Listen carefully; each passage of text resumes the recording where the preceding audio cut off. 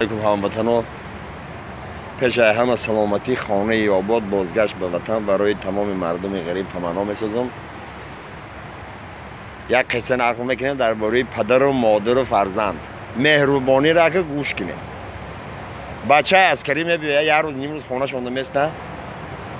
خاک سیزانی کار آتش میگه بچه جان خدمت هم بود کدی.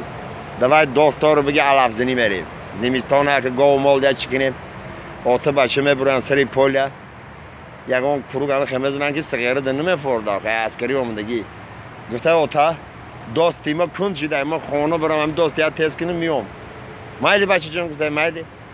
خسته آمده همه حوالی دوست دنگل کده در آمده گفته اوچه آتا مر روی کرد که اوچته بگو پلمن کنه یا وودکا بیاره اینو من آمده سن. مایلی میگه بچه جان راست اوتا گفته باشه چی بینه؟ پلمن دیگه دم اندازه بخواد بر میره مغازین. بچه می آتش میگه آتا جان اوچم خانه د پلمن که د وودکا گرفته گفت سراچ نه تو بگو بیا. بیچاره مصفت دوست پست میفرمه داومه خانه. پلمن هست اوچش نیست. میگه اوچت گجده. میگه نمیدونم بیرون ده گجده. میگه بیا وایره مستم شد که من پول بر وودکا بیار. پول میگیره کیسه ده میزنه سگای عسکری آمدگی. میره خانه همسایه میداره. میگه فایزالی بخیر جود. این اوتی ما ای کجای فهمیده که تختی اوچی ما دیویژن مکانیکو تر گفته به خبر ریز میکنه تا. این نیه گفته به خدا. مایلی میگه یک حوض پول میتشه میگه ما ایره بگی کاری که اوتاد نفهمم اینجوری نیه. مرد که بیچاره خون دام خسته ترسید بوی ما. این میخواد عبرت نمی وودکا میگیره ای مغازین یک قدم حوالی میداره. میگه پدر همه مرد که همسایه التماس کرد که مهمان داشته بیای همه گوسپندی مرا بکشه.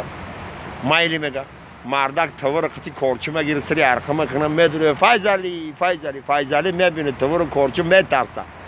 ای تریزه خز میکنه دوری جویی که جگوری در واقع بشکا میسیده.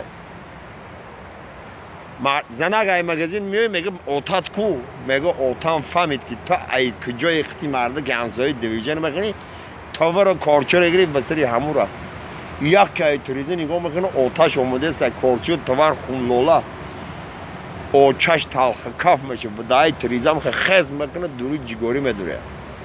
بچه پلمه سختی وودکا مردک میداره.